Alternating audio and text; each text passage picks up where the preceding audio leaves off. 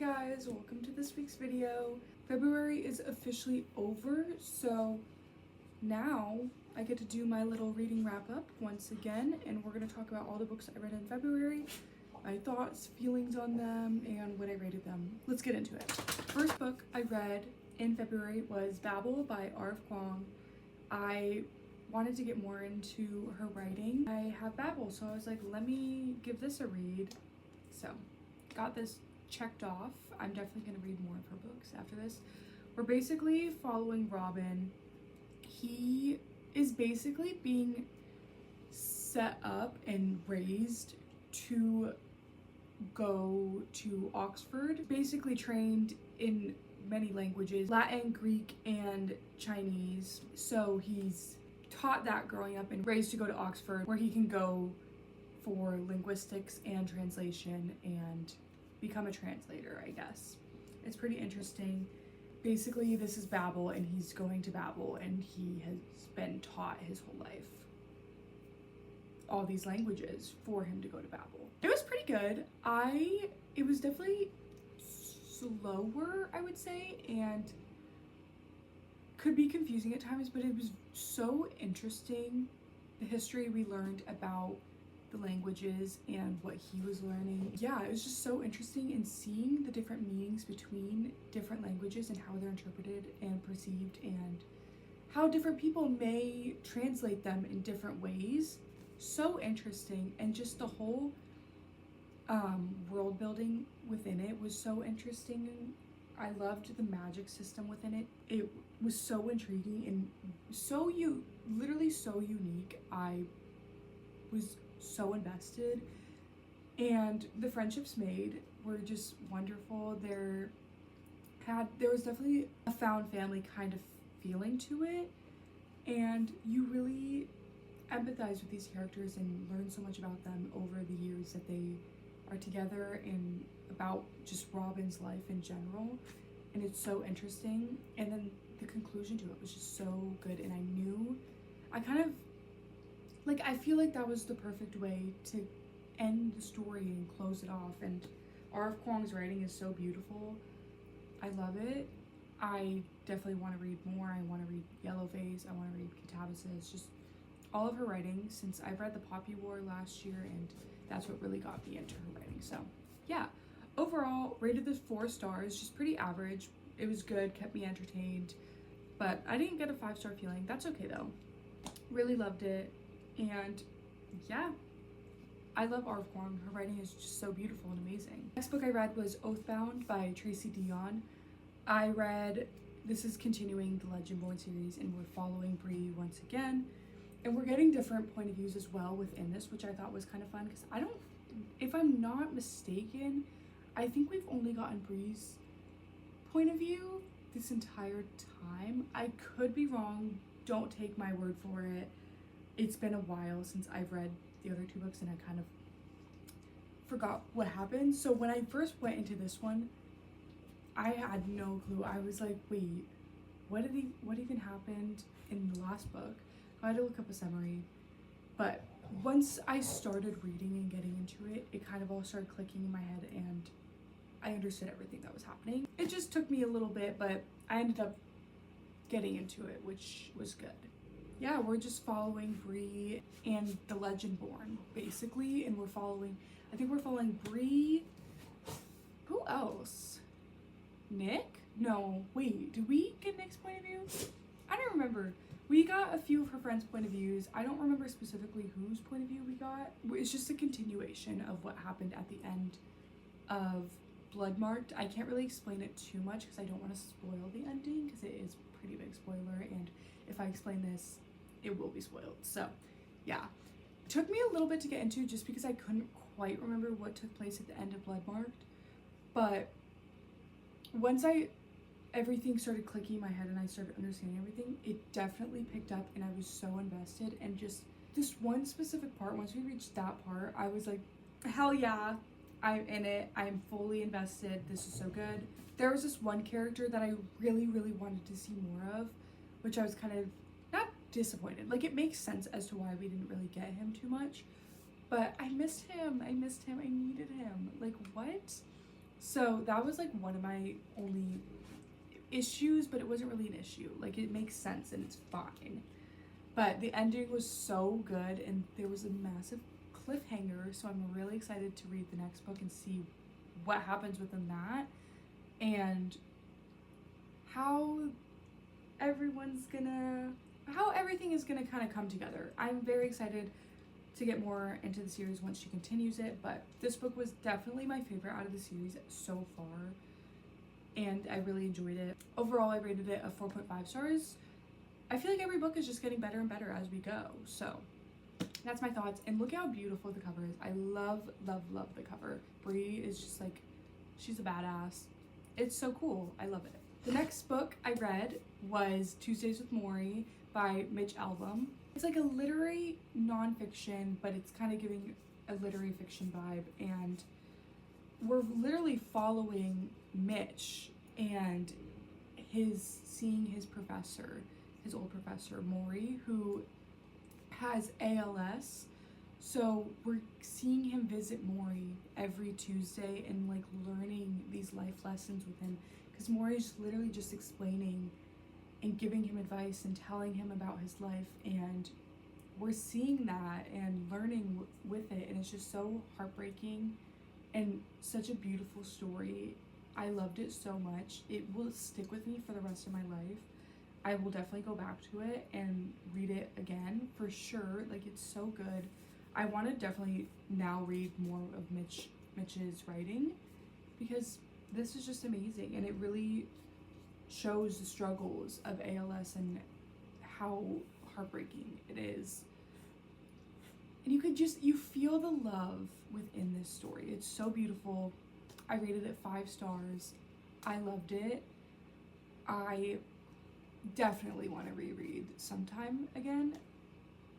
It will be on my mind forever. Like, I think about it almost every single day. It's so good. The next book I read was Dear Debbie by Freida McFadden, which is her new release. I wasn't gonna read this one because, or at least not anytime soon. I didn't have like the urge to pick it up, but I really wanted a quick thriller mystery to kind of get through. And if you know Freida McFadden, if you want a book to binge and that'll keep you hooked right away, Freida McFadden, like immediately. So I decided to pick that up, and we're following Debbie, and she has this like advice column called Dear Debbie, where people write to her and she gives them advice on certain situations that they're in. And we're following her, and there's just everything is going wrong in her life right now, and she's having a time. She's struggling, she's upset, and we're seeing how she's dealing with these situations. And when I was reading it, I did not think there was, like, where it was going, I was like, I don't think there's gonna be a plot twist. Like, we're seeing what Debbie's seeing, and we're getting like other point of views throughout as well, but I was like, literally, we are in Debbie's brain. Like, I don't understand what kind of plot twist will take place and what we're gonna kind of see that will be super shocking. Boy, was I wrong. Oh my god, that plot twist was insane. I still think about it. It makes me want to reread the book just to see all the clues that I missed and didn't pick up on that were shoved right in front of my face. Like, seriously, she gets me every time. I loved it so much. I liked it more than The Housemaid, and The Housemaid's Secret, which are the only 2 books of hers that I've read so far other than this. So this one was my favorite so far. I rated it 4.5 stars. So invested, so interesting. And now I want to get more into Freida's books and do a deep dive into all her books, because she has a shit ton. So yeah, really enjoyed it. The next book I read was The Titan's Curse by Rick Riordan. We're continuing Percy Jackson.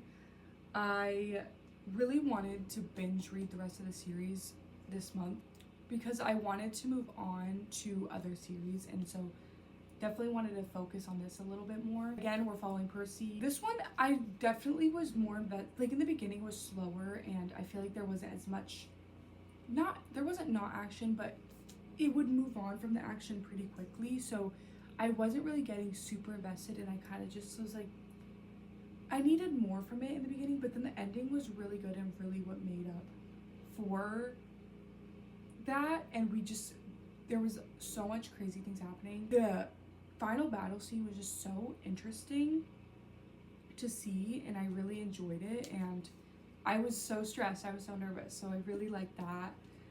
But yeah, overall, really, this one I enjoyed more than the first two, so I rated it 3.75 stars. Still didn't quite get that 4-star mark, but this one I definitely liked a lot more than the first two, and I was excited to kind of see what would happen within the rest of the series, because it was getting kind of having like a darker theme to it as we were going, so I was very excited about that. The next book I read was Heir of Fire by Sarah J Maas. Still continuing Throne of Glass. I am taking my time with this series because I know it's like gonna change me, and I'm gonna think about it all the time, and I don't want to binge read it too fast because then I'm gonna be sad when I finish it. So yeah, really like this book. We got introduced to some new characters. We're still following Selena, seeing what's going on with her and the adventures she's kind of going on. Adventures as in like not a fun adventure. Like this poor girl, I feel so bad for her.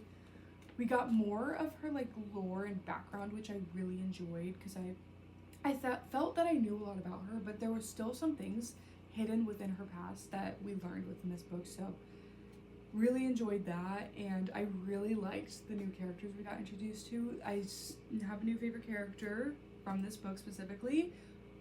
I love Rowan. He's so great.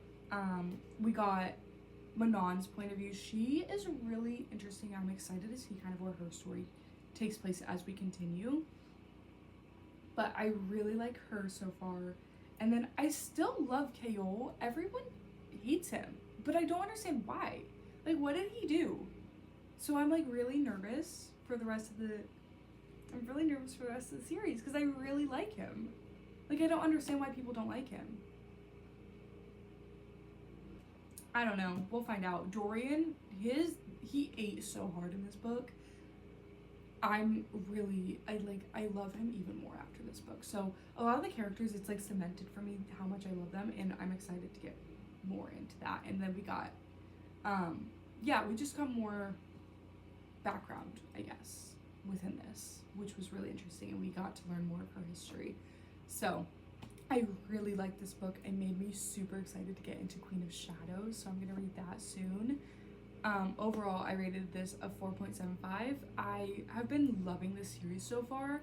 I don't think I haven't rated any book under 4 stars so far. Like, I'm really eating this up, and I'm so excited. I'm so excited to get into the rest of it. It's so good. It's so good. I'm so excited. The next book is The Midnight Library by Matt Haig. This is following Nora, and she is just really depressed. She is struggling in the beginning. After she dies, she gets sent to the Midnight Library, where she reads different books about where her life would take her, and she lives those lives based on different decisions she could have made within her own lifetime. And it's kind of focusing on her regrets and struggles within life, and we're following that and just seeing how different lives would affect her as a person and just in general. So yeah, the concept is really interesting. I really like that. Overall though, it wasn't my favorite read. It was kind of average. I thought it would be better than it was. In the beginning specifically, I felt so hopeless. She felt so hopeless. It was just not a fun time, I would say. And then when we got to read about her different lives, I just didn't, like, it was interesting to see how different things would take place, and as we were going on, it got more interesting. But it just kind of didn't hit that mark for me, and I was just kind of reading it just to get it over with. I wasn't feeling the urge to pick it up and read it, and I kind of was just forcing myself, it felt like. But I will say the ending was pretty good. I really liked where they took the story. I guess the ending was very predictable, I would say. So that was another thing. Like, I kind of knew what would take place, but still pretty good. I really liked the ending and just like the message behind it and the meaning. Is this something I will think about too much in the future? Probably not. but I'm glad I got it off my list and I read it. Overall rated 3.5 stars. Yeah. Good, not great. Next book that I read was A Man Called Ove by Fredrik Backman. Of course. Fredrik Backman is my king. I'm literally gonna read every single thing he's ever written. I love him so much. This, we're following Ove, who's this really grumpy old man, and he lives in this one little neighborhood with all his neighbors, and a neighbor moves in and just keeps talking to him and trying to form this connection with him. And then there's this cat that's rough. The cat looks rough. It's been through the ringer. It's been living on the streets. He keeps seeing it, and it's following him around basically everywhere. He sees this cat all the time, and we're literally following Ove and seeing how he goes about his day-to-day. Yes, and it's about the unlikely friendships that he has formed, and we're getting his past as well and seeing why in the future, why in the present day he's making certain decisions and he thinks certain things because of his past and what has happened to him in his past. And it's just so heartbreakingly beautiful. Like, the found family and the connections formed in this are so heartwarming but also so devastating, and the ending literally broke me. I was sobbing my eyes out.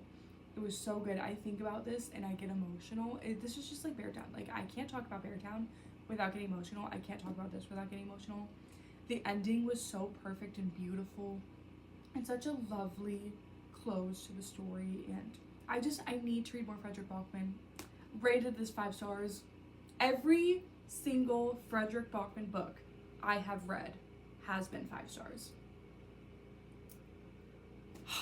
I can't get over these. I literally can't get over any book he's ever written. I love them. I love him. And even if you don't like literary fiction, you need to read Fredrik Backman. Like, I don't even care. This will change your mind about literary fiction immediately. I love it so much. All right. And then the last book that I read in February was The Battle of the Labyrinth by Rick Riordan. Again, continuing Percy Jackson. He's on another quest, obviously. There are things going on with Kronos, as there has been, and the timeline is kind of counting down quicker and quicker, so they need to prevent certain things from happening and to help save camp. So they have to go into the labyrinth to do that, and we're following Percy and his friends and kind of seeing how they're accomplishing this and the different quests and monsters they meet. So it's pretty interesting. This one definitely took a darker turn onto the story, which I really liked how it got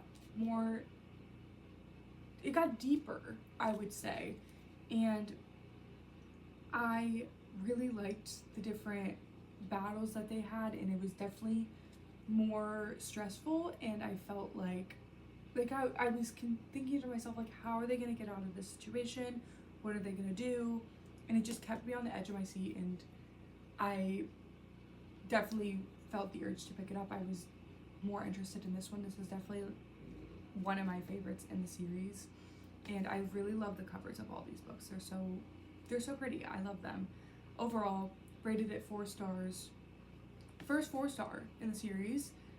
This one was definitely one of my favorites, for sure. First favorite in the series. I liked how he built on the lore and added more intensity into these battles and Percy's quest. So yeah, overall really enjoyed this one. These are all the books that I read in February.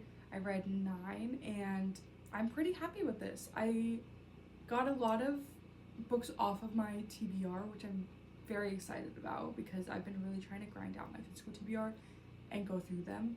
So yeah, I really enjoyed this month's reading, and I'm excited for next month to see kind of what we read and maybe get a new 5-star. I don't know. We got 2 this month, so that's pretty good. Both literary fiction, which I kind of love for myself. But yeah, overall such a good reading month, and I will definitely think about a lot of these books in the future and go back to some of them. Really enjoyed that. Okay, that is all for today's video. I really hope you enjoyed, and if you liked any of these books, let me know your thoughts down below. If you haven't read some of these, definitely read them. I read some good books, I would say.